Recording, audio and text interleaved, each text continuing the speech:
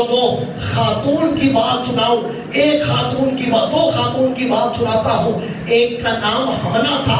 حمنا سے کہنے لگے حضور فرمانے لگے حمنا اپنی جدائی کے اوپر رب سے اجر مانگنا۔ عرض کی یا رسول اللہ کون جدا ہو گیا؟ حضور نے ارشاد فرمایا تیرا ماموں شہید ہو گیا۔ کون سے ماموں؟ حضرت حمنا، ایک خاتون ایک ہی ہے۔ آقا یا رسول اللہ کس کے اوپر رب سے اجر مانگوں، کس کی شہادت پہ رب سے اجر مانگوں؟ حضور نے فرمایا تیرا ماموں حمزہ ابن عبد المطلب شہید ہو گئے۔ عرض کی آقا یا رسول اللہ انا للہ و انا الیہ راجعون، غفر اللہ عینہ شہادہ۔ میں دعا کرتی ہوں اللہ میرے ماموں حمزہ ابن عبد المطلب کی شہادت کو قبول کرے۔ پھر آپ نے کہا پھر اللہ سے اجر مانگ۔ آقا اب کس کی شہادت پہ اجر مانگو؟ عرض کی حضور نے ارشاد فرمایا اخو کا عبداللہ ابن جاش، حمنا تیرا بھائی عبداللہ ابن جاش بھی جام شہادت نوش کر گیا ہے۔ ایک ہی خاتون، ماموں گیا، بھائی چلا گیا، عبداللہ ابن جاش۔ پھر بھی کہنے لگی آقا میں دعا کروں گی ہنی اللہ شہادہ، اللہ میرے بھائی کی شہادت کو قبول کرے۔ وہی خاتون ہے۔ پھر حضور نے فرمایا، آپ نے فرمایا حمنا ایک اور شہادت پہ اللہ سے اجر مانگ۔ عرض کی آقا اب کون ہے؟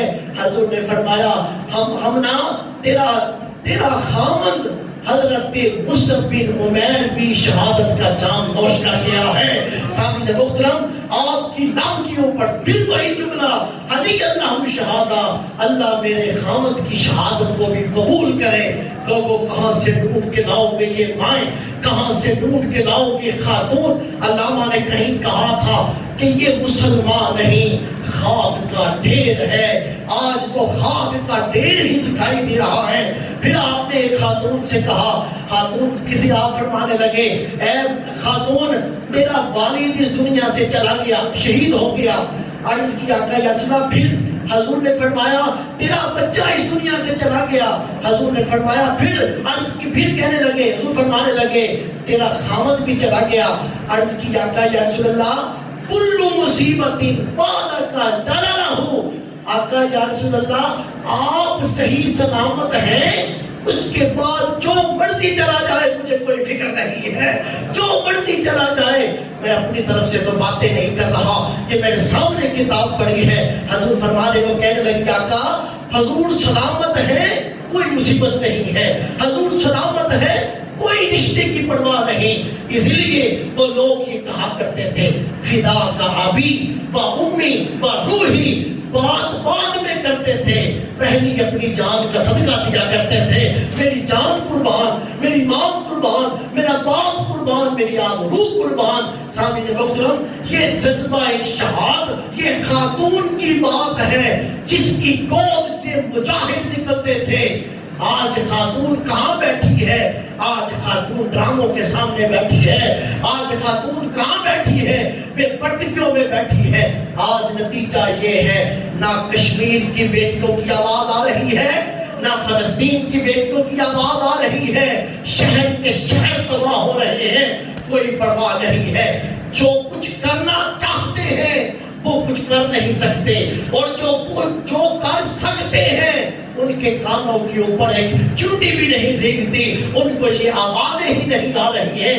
سامعین محترم پھر لوگ کہیں گے کہ وہ تو اس ملک کی بات ہے، ہمیں ان سے کیا لگے، وہ اپنے ملک کو خود جانے، وہ جانے اور ان کے کام جانے۔ سامعین محترم یہ بھی سنا دیتا ہوں کہ ہمارا ان کے ساتھ تعلق کیا ہے۔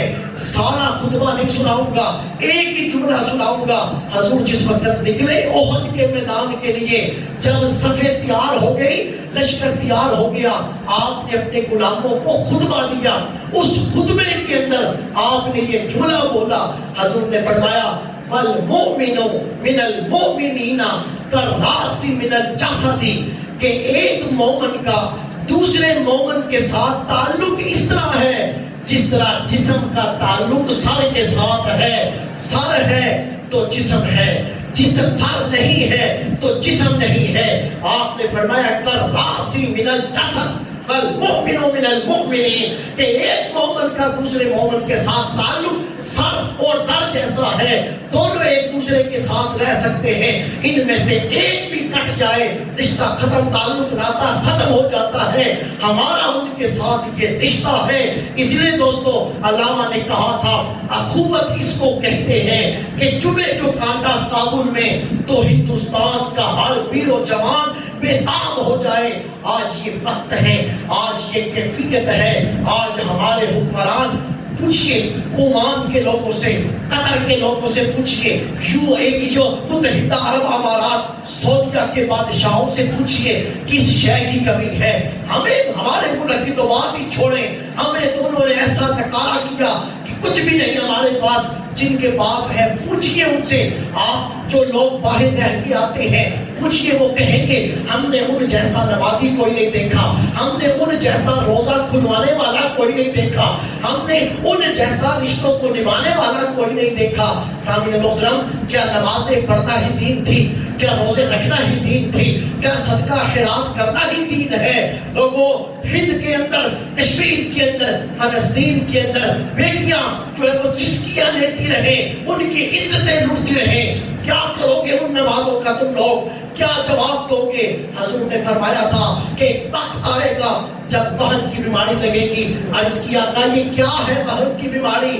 حضور نے فرمایا ایک وقت آئے گا تمہیں زندگی سے پیار ہوگا، موت سے ڈرنے لگو گے۔ آج وہ وقت آ گیا۔ صحابہ بڑے حیران ہوئے، کہنے لگے آقا یا رسول اللہ کیا یہ ہمارے پاس، ہم جو کہیں کہ زندگی سے پیار ہوگا، ہمارے پاس قوت نہیں ہوگی، عددی طاقت نہیں ہوگی؟ حضور نے فرمایا تعداد ہزاروں میں نہیں، لاکھوں میں نہیں، کروڑوں میں نہیں، تم لوگ اربوں میں ہوں گے۔ عرض کی کیا پھر ہمارے پاس اسلحہ نہیں ہوگا؟ حضور نے فرمایا اسلحے کے ڈھیر ہوں گے۔ آج کیا ہم ایٹمی طاقت نہیں ہے؟ آج کیا ہم لوگ لاکھوں میں نہیں، کروڑوں میں نہیں، اربوں میں نہیں ہیں؟ آج ہمارے پاس مال و زر کے ذخائر نہیں ہیں، سب کچھ ہے، لیکن کیا ہے؟ حضور نے فرمایا زندگی سے پیار ہوگا، موت سے تمہیں ڈر لگنے لگے گا۔ دوستو 150 سال پیچھے چلے جاؤ، بر صغیر میں مسلمانوں کی حکومت تھی، ہم لوگ اندلس کے اندر مسلمانوں کی حکومت تھی۔ 150 سال کے اندر وہ لوگ یہ سمجھ گئے کہ یہ مسلمان جنگوں سے ہمارے قابو میں آنے والا نہیں ہے، کہیں جو ہے وہ ہمیں خالد بن ولید ہے، کہیں طارق بن زیاد ہے، سامعین محترم کہیں صلاح الدین ایوبی ہے، کہیں ٹیپو سلطان ہے، کہیں کوئی ہے اور کہیں کوئی ہے۔ انہوں نے یہ فیصلہ کر لیا کہ ان کے دلوں سے ایمان نکالو اور بغیر جنگ لڑے نکالو ان کے دلوں سے ایمان۔ جب تک ایمان رہے گا ہم لوگ ان کے اوپر کبھی قابو نہیں پا سکتے۔ ایمان انہوں نے کیسے نکالا؟ ایمان اسی انداز سے نکالا کہ وہ فاقہ کش مسلمان موت سے ڈرتا نہیں، ذرا روح محمد اس کے بدن سے نکال دو۔ حضور کا پیار نکالا، کہیں مرزا قادیانی کی صورت کے اندر نکالا گیا، کہیں دیوبندیت کی، کہیں وہابیت کی صورت کے اندر مسلمانوں کے سینوں سے حضور کا پیار نکال دیا گیا۔ اور سامعین محترم 150 سال سے کوشش کر رہے ہیں، یہ فتنہ جہنم کا یہ بھی اسی کی ایک کڑی ہے کہ ان کے دلوں میں ایمان باقی نہ بچے۔ جب تک روح محمد ہے یہ دنیا پہ چھائے رہیں گے۔ اور پھر دوسرا طریقہ فکر عرب کو دے کے فرنگی تخیلات، ہمارے سکول کو، ہمارے مدارس کو علیحدہ علیحدہ کر دیا گیا۔ یونیورسٹیوں میں بچیاں بچے اکٹھے پڑھے، فحاشی اور یعنی کے اڈے جمے رہے، ہمارے ہاتھوں میں موبائل دے دیا گیا، تاریکی ہمارے ہاتھوں کے اندر، ہم بند کمروں کے اندر موبائل دے دیا گیا، جیسے مرضی فحاشی اور عریانی کو دیکھو۔ حضور نے فرمایا تھا الحیاء من الایمان، حیا کا تعلق ایمان سے ہے، حیا نہیں تو ایمان بھی نہیں۔ لوگوں ایمان کا کچھ حصہ حضور کی نفرت کے ساتھ نکال دیا گیا، باقی کچھ بچا بھی تو حیا ختم کر دی گئی، بے حیائی ختم کر دی گئی، اور حیا ختم کر دی گئی۔ علامہ نے کہا فکر عرب کو دے کے فرنگی تخیلات، اسلام کو حجاز و یمن سے نکال دو۔ جب یہ خیالات آئے کہ نہ حضور کا پیار رہا، نہ حیا رہی، تو نتیجہ یہ ہے سعودیہ کے فرما روا بھی نمازیں بھی پڑھتے ہیں، قرآن بھی پڑھتے ہیں، صدقہ خیرات بھی پڑھتے ہیں، ایمان کہاں ہے؟ سامعین محترم، ایمان دکھائی نہیں دیتا۔ کیوں؟ کس طرح؟ اس انداز کے ساتھ کہ ارد گرد سارا مسلمان ظلم کی چکی کے اندر ہے، لیکن ان کے کانوں پہ ایک چونٹی بھی نہیں رینگتی۔ علامہ نے پھر کہا تھا کہ عشق قاتل سے بھی مقتول سے ہمدردی بھی، کہ عشق قاتل سے بھی مقتول سے ہمدردی بھی، بتا تو صحیح کس سے محبت کی جزا مانگے گا؟ پھر علامہ نے پھر کہا تھا خالق کو سجدہ بھی ابلیس سے یرانا بھی، خالق کو بھی سجدہ کرتے ہو، ابلیس سے یاریاں بھی نبھاتے ہو، اسی کے بارے میں اسرائیل کے بارے میں کچھ بول نہیں سکتے، لیکن اسرائیل کی پروجیکٹ تو ختم کر دو، اسرائیل کے ساتھ تعلق تو توڑ دو، اس کو دھمکیاں نہ دے دو، کچھ بھی نہیں۔ خالق کو سجدہ بھی، ابلیس کو محبت بھی، بتا حشر میں کس سے اپنی جزا مانگے گا؟ کیا جواب دو گے؟ خالق کو سجدہ بھی کرتے ہو، ابلیس سے جاریاں بھی نبھاتے ہو، قاتل سے بھی تم عشق کرتے ہو، مقتول سے ہمدردی بھی رکھتے ہو، کیا منہ دکھاؤ گے؟ خالق ارض و سما کی بارگاہ کے اندر لوگوں بس یہی تھی کہ فکر عرب کو دے کے فرنگی تخیلات اسلام کو حجاز و یمن سے نکال دو۔ آج فرنگی تخیلات ہیں، مدینے کی پاک بستی ہے، ننگی لڑکیاں ناچتی شوق میں دکھائی دیتی ہے۔ آج اسلام پاکستان اسلامی جمہوریہ ہے، اس کے سٹیج کے اوپر کیا کچھ دکھا جا رہا ہے، پھر روتے ہیں ہم اپنے آپ کو، پھر روتے ہیں۔ سامعین محترم، وہ علامہ دعائیں مانگ مانگ کے ہم لوگ مولا فلسطین کو آزادی دے دے، فلسطین کو کشمیر کو آزادی دے دے۔ علامہ اقبال نے کہا تھا کہ تیری آرزو ہے کہ تیری دعا قبول ہو، تیری آرزو ہے کہ تیری دعا قبول ہو، میری دعا ہے تیری آرزو بدل جائے۔ ہم لوگ دعا مانگتے ہیں فلسطین کو آزادی مل جائے، اور آرزو کس چیز کی رکھتے ہیں؟ فرنگی تخیلات کی آرزو رکھتے ہیں، بے حیائی کی آرزو رکھتے ہیں، ہم خیال رکھتے ہیں ہم فلسطین کو آزادی مل جائے، لیکن کرتے کیا کچھ ہیں ہر ایک کو پتا ہے۔ اسی لیے علامہ نے کہا تھا کہ تیری دعا ہے، تیری آرزو ہے کہ تیری دعا قبول ہو جائے، پر میری دعا ہے کہ تیری آرزو بدل جائے، کہ تو صحیح معنوں میں مسلمان ہو جائے۔ میری آرزو یہ ہے کہ میری دعا یہ ہے کہ تیری آرزو بدل جائے۔ سامعین محترم، جب تک ہم نے اپنے آپ کو نہ بدلا اس وقت تک یہی کیفیات رہیں گی۔ آج ہم لوگ کچھ نہیں کر سکتے، اتنا تو کر سکتے ہیں، حضور نے فرمایا جب دیکھو ایمان کے خلاف تو ہاتھ سے جواب دو، ہاتھ سے نہیں دے سکتے، زبان سے جواب دو، زبان سے نہیں دے سکتے، دل میں تو برا جانو، دل میں برا جانو، یہ ایمان کا سب سے کمزور درجہ ہے۔ سامعین محترم، آج اسرائیل سے نفرت تو اس انداز سے کر لو کہ اس کی مصنوعات کا بائیکاٹ تو کرو۔ ہم کہتے ہیں کہ بائیکاٹ کرنے سے ہوگا کیا؟ دوستوں، صرف پاکستان بائیکاٹ کرتا ہے، ان کے حملے رک جاتے ہیں، ان کے حملے آپ دیکھیں پچھلی 6 مہینوں کے اندر پاکستان بائیکاٹ کرتا ہے، پورا پاکستان بھی نہیں کرتا، چند لوگ کرتے ہیں، ان کے حملے رک جاتے ہیں، جہاں تک رک سکتے ہو رکو۔ اور بائیکاٹ کرنے سے ہوتا کیا ہے؟ حضور نے خیبر کو جب آپ نے چاروں طرف سے گھیر لیا، اندر آپ نے کچھ نہ جانے دیا تاکہ اندر کوئی جو ہے وہ طاقت نہ جائے، آپ نے جو ہے وہ ان لوگوں کو کفار مکہ کو کس طرح کمزور کیا، ان کی تجارتی شراکت کے اوپر ہاتھ رکھ لیا، وہ لوگ کمزور ہو گئے۔ اپنی مثال دیکھ لو، ہم لوگ ذوالفقار علی بھٹو نے ایٹمی طاقت شروع کی بنانی، ادھر سے ان لوگوں نے پاکستان کو کنگال کرنا شروع کر دیا۔